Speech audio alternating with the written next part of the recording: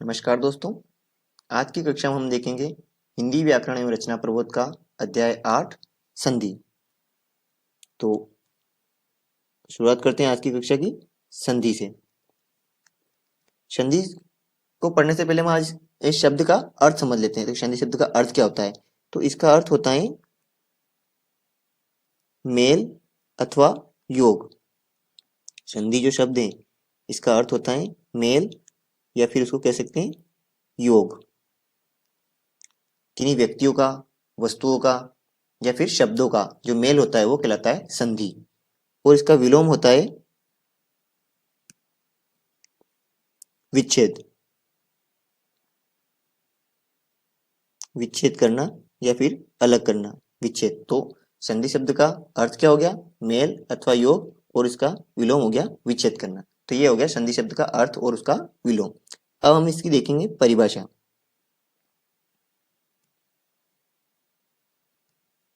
कि संधि शब्द की परिभाषा क्या होती है। तो इसकी परिभाषा है दो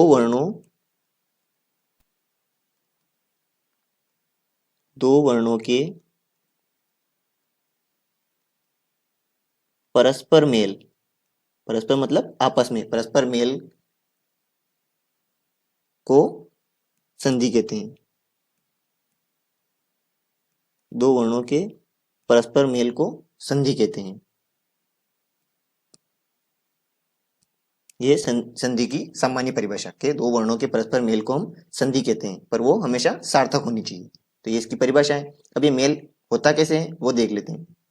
तो इसमें जब कोई शब्द मिलते हैं तो पूरे के शब्द का मेल नहीं होता है, उसमें वर्णों का मेल होता है। तो कैसे होता है वो? तो प्रथम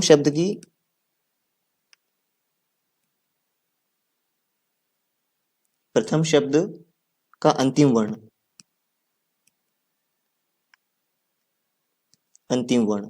प्रथम शब्द का अंतिम वर्ण प्लस जो दूसरा शब्द है द्वितीय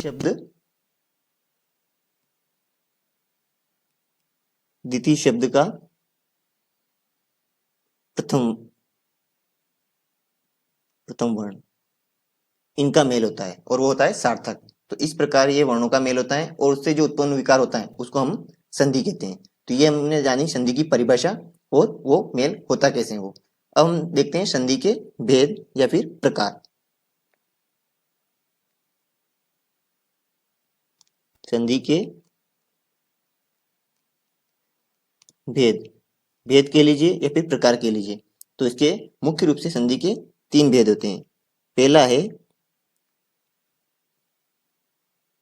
स्वर संधि,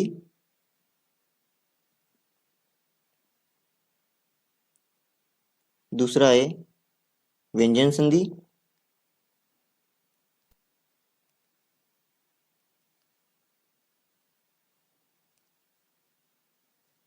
तीसरा है और इसका अंतिम प्रकार है विसर्ग संधि।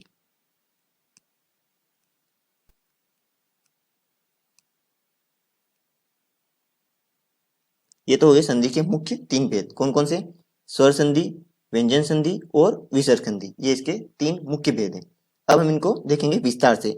तो शुरुआत करते हैं इसके पहले प्रकार से, स्वर संधि।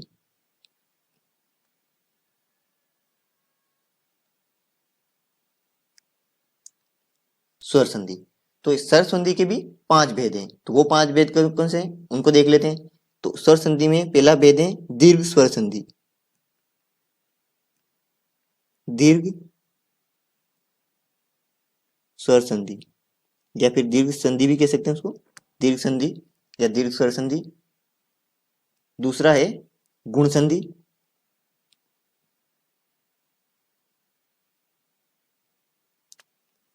तीसरा भेद है इसका वृद्धि संधि।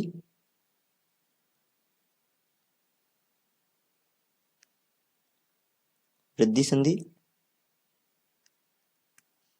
चौथा भेद है इसका यण संधि।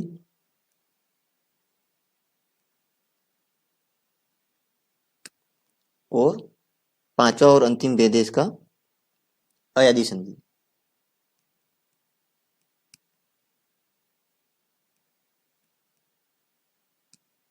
तो ये हो गए संधि के, स्वर संधि के 5 भेद।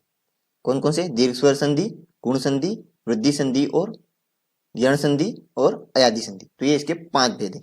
अब हम देखेंगे इसमें दीर्घ संधि को विस्तार से। तो शुरू करेंगे इसके लिए दीर्घ संधि से।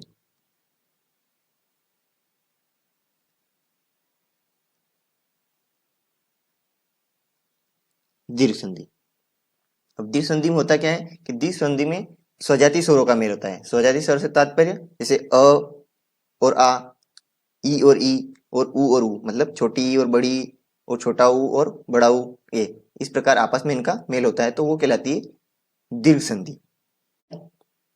आ, अ प्लस अ और मिलेगा दीर्घ स्वर आ। इसके उदाहरण कौन कौन से हैं? जैसे नयन प्लस अभिराम,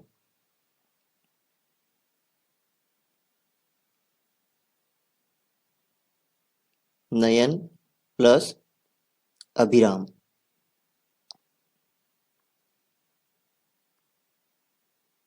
तो इसमें प्रथम शब्द का अंतिम वर्ण क्या आ रहा है? इसमें न में अ आ रहा है और ये अ है, तो क्या मिलके बनेगा? दोनों मिलके क्या बनेगा? आ बन जाएगा। और इसका संधि युक्त शब्द क्या बनेगा? नयनाभिराम।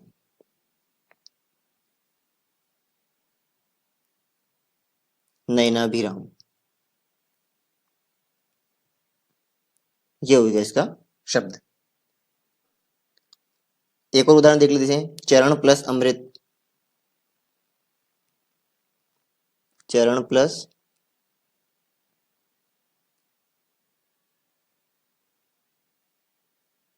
अमृत, तो इसका बन जाएगा चरणामृत, चरणामृत। कुछ जैसे कुछ शब्दों के जैसे विच्छेद देख लेते हैं, तो जैसे रामानुज है, रामानुज ये शब्द मान लो, तो इसका विच्छेद क्या हो जाएगा? राम प्लस अनुज, राम प्लस अनुज। जैसे सूर्यास्त है,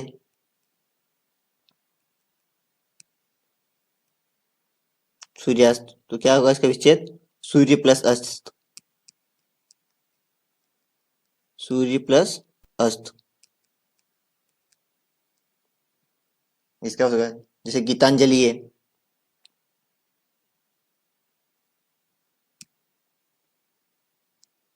गीतांजलि,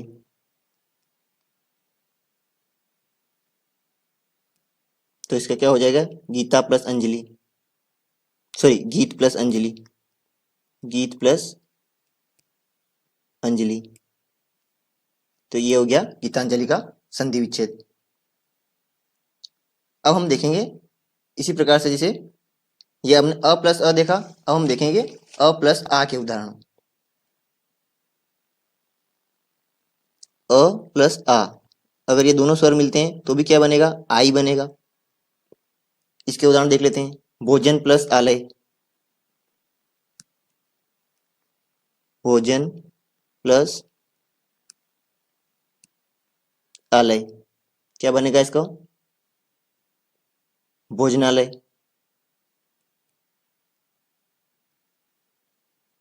संधि युक्त शब्द क्या बन जाएगा? भोजनालय। इसी प्रकार देव प्लस आलय, देव प्लस आलय, तो क्या बनेगा इसका? देवालय।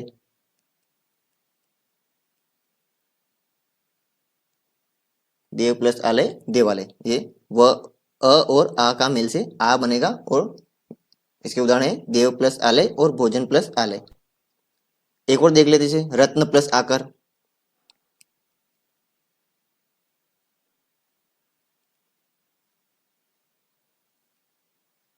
रत्न प्लस आकर, क्या बनेगा इसका? रत्नाकर।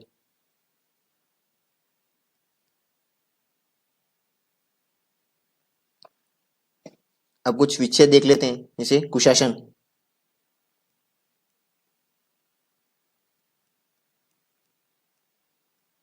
कुशासन, इसका विच्छेद क्या हो जाएगा? कुश प्लस आसन, कुश प्लस आसन। प्रथम शब्द में अ आ रहा है और अंतिम का प्रथम वर्ण क्या है? आ, तो अ प्लस आ, आ हो जाएगा और कुश प्लस आसन कुशासन। जैसे छात्रावास,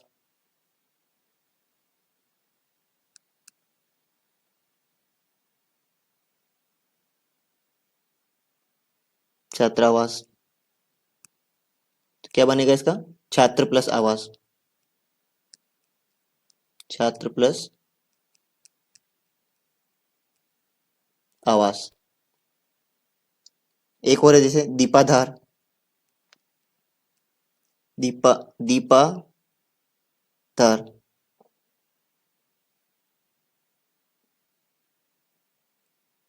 दीपाधार क्या बनेगा इसका? दीप प्लस आधार, दीप प्लस आधार, इस प्रकार से। तो ये हमने देखे किस किस के उदाहरण? दीर्घ संधि के अंदर अ प्लस अ के और अ प्लस आ के उदाहरण देखे हमने। अब हम देखेंगे अगला आ प्लस अ का उदाहरण। आ प्लस अ,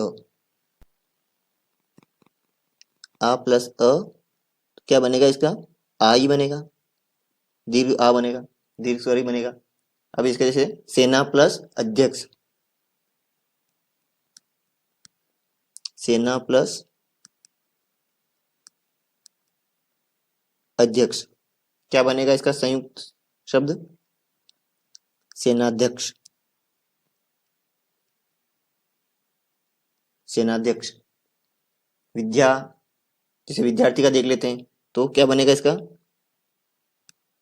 विद्या प्लस अर्थी। तो ये यहाँ पे आ और अ मिलके आ बनेगा, तो विद्यार्थी हो जाएगा इसका, विद्यार्थी। तथा प्लस अपि, तथा प्लस अपि क्या होगा इसका? तथापि। ये इस प्रकार से कुछ विशेष शब्द देख लेते हैं, जैसे कक्षाध्यापक,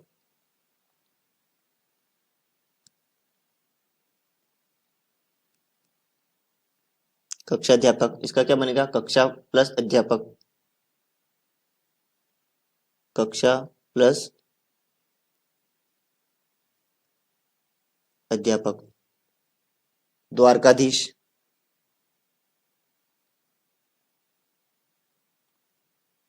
द्वारकाधीश,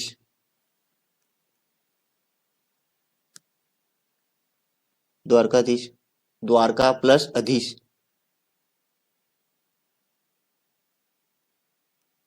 द्वारका प्लस अधीश। एक और एग्जांपल देख लेते हैं, सभाध्यक्ष, जैसे सभाध्यक्ष, तो इसका क्या हो जाएगा? सभा प्लस अध्यक्ष।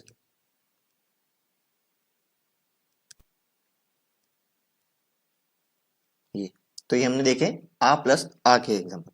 अब हम देखेंगे जैसे आ प्लस आ वाले उदाहरण, जैसे आ प्लस आ, तो क्या बनेगा? इसे भी आई बनेगा, दीर्घ स्वरी बनेगा।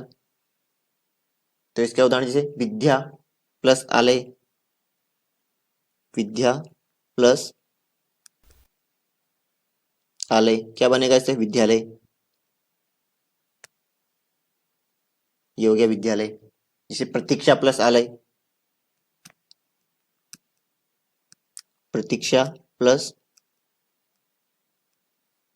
आलय, प्रतीक्षालय।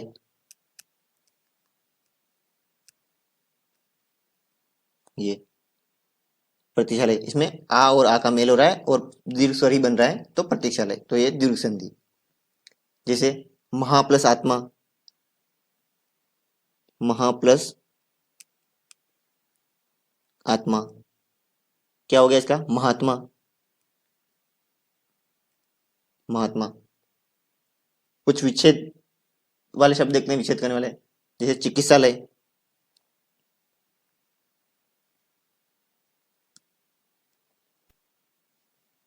चिकित्सालय इसका विच्छेद क्या होगा?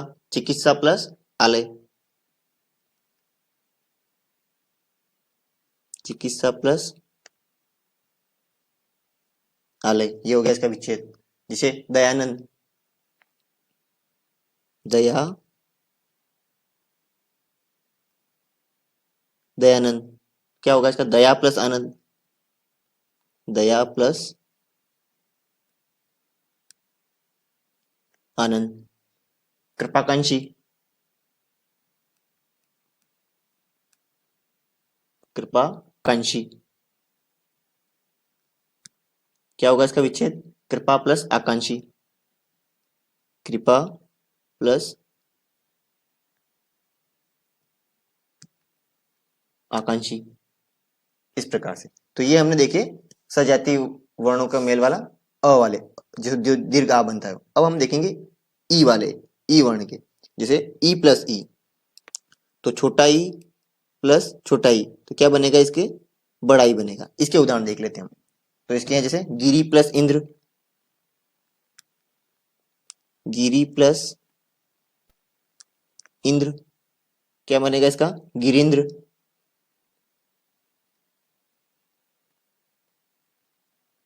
गिरिंद्र, ये छोटा ई है इसमें और ये छोटा ई मिल रहा है, बड़ा ई बन रहा है, तो गिरिंद्र, है ना? छोटा ई यहाँ पे और छोटा ई यहाँ पे मिला, तो ये री की मात्रा बड़ी होगी, गिरिंद्र। अगला है जैसे रवि प्लस इंद्र, रवि प्लस इंद्र, क्या होगा इसका? रविंद्र। तो ये मात्रा बड़ी हो जाएगी, रविंद्र। एक और उदाहरण देख लेते हैं, अभि प्लस इष्ट,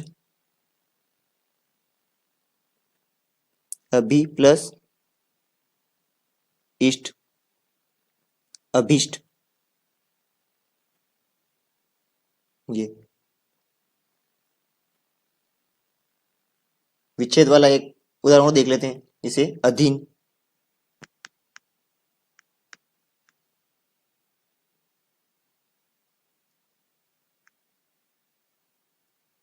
अधीन।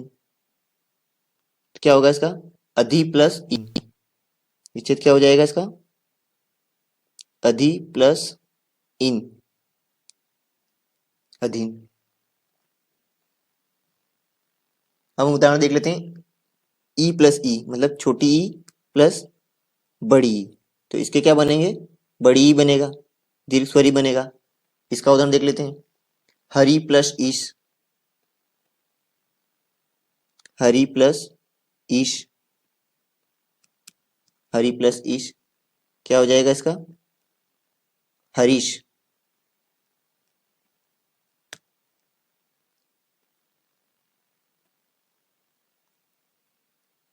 ह्रस्व ई और दीर्घ ई के मेल से दीर्घ ई बनेगा, है ना? तो हरि प्लस ईश, हरीश। एक और उदाहरण देख लेते हैं इसके, परीक्षा, जैसे परी प्लस इक्षा, तो क्या बन जाएगा इसका? परीक्षा, परीक्षा। गिरी प्लस ईश, गिरी प्लस ईश, गिरीश।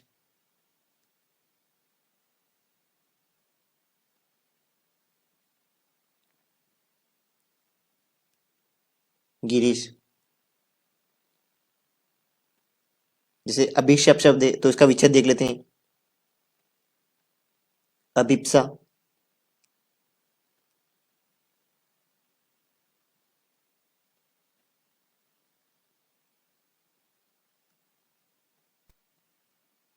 अभिप्सा।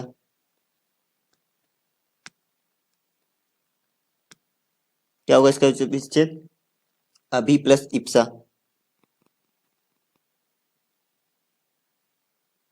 अभि प्लस इप्सा, ये हो गया अभिप्सा।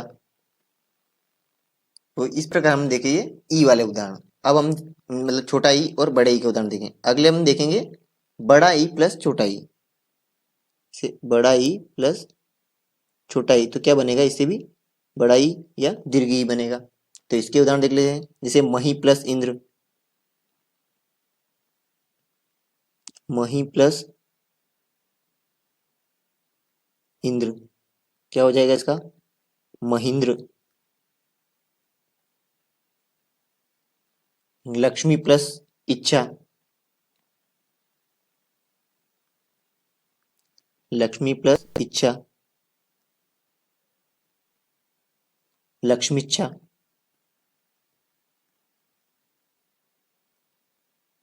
लक्ष्मीच्छा, ये हो गया इसका।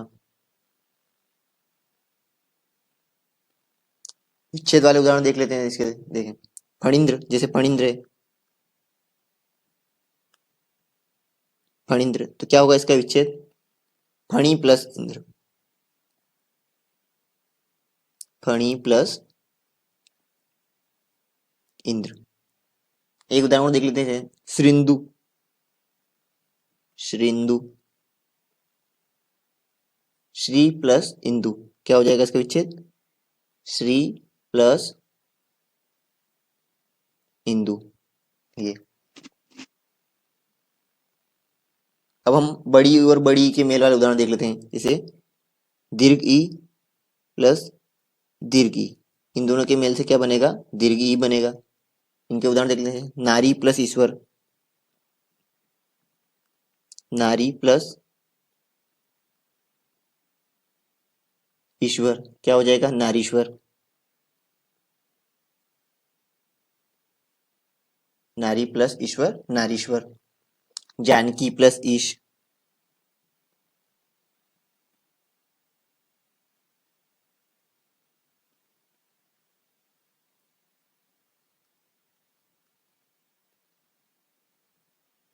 जानकी प्लस ईश,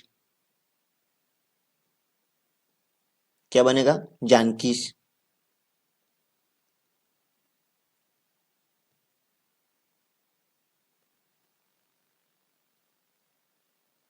शब्द देख लेते हैं इनके विच्छेद करने वाले, जैसे रजनीश शब्द है,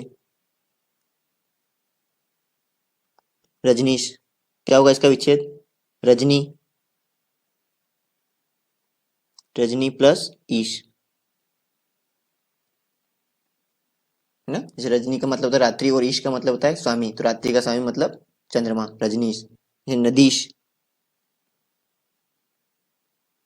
नदीश का क्या होगा? नदी प्लस ईश, नदी प्लस ईश। जी, तो ये हमने किसके उदाहरण देखे? बड़ी ई प्लस बड़ी ई के, मतलब दीर्घ ई मिलकर दीर्घ ई बनती है, और ये दीर्घ संधि के है उदाहरण। अब हम देख लेते हैं उ प्लस उ के उदाहरण, जैसे सजाती स्वर ये भी है, उ प्लस उ, तो इसके मेल से क्या बनेगा? दीर्घ उ ही बनेगा। इसके एग्जांपल देखते हैं, भानु,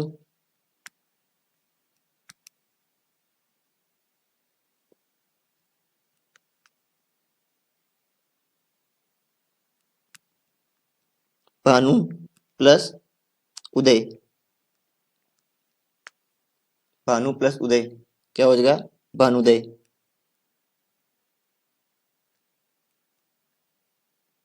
दीर्घ उ बन जाएगा भानुदय। गुरु प्लस उपदेश,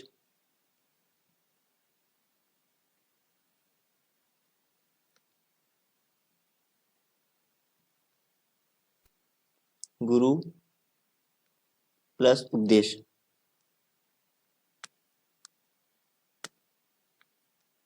गुरु उपदेश।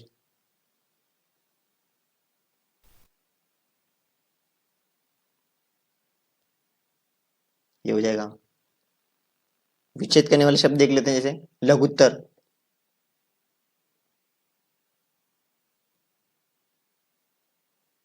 लघुत्तर, क्या होगा इसका विच्छेद? इसका विच्छेद होगा लघु प्लस उत्तर, लघु प्लस उत्तर। कटुक्ति,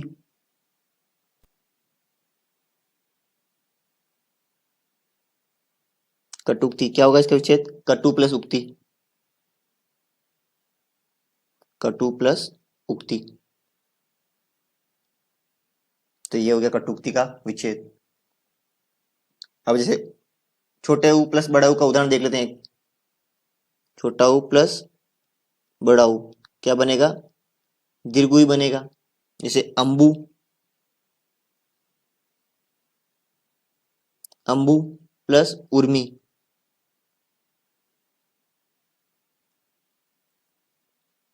इसमें छोटा अंबु में क्या है, छोटा हुए, और इसमें उर्मी में बड़ा हुए, तो क्या होगा, दीर्घ बनेगा, तो अंबुर्मी।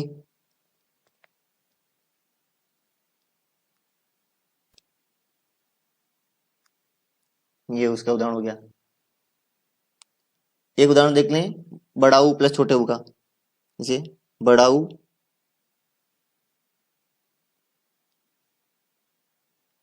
ऊ प्लस छोटा ऊ, तो क्या होगा, दीर्घ ऊ होगा।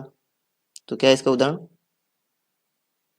वधु प्लस उत्सव, वधुत्सव।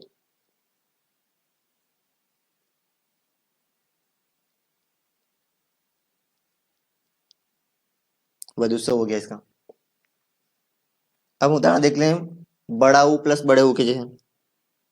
बड़ा ऊ प्लस बड़ा ऊ, तो इनके मेल से क्या बनेगा, बड़ा ऊ ही बनेगा। जिसे भू प्लस ऊर्जा, क्या हो जाएगा, भूर्जा।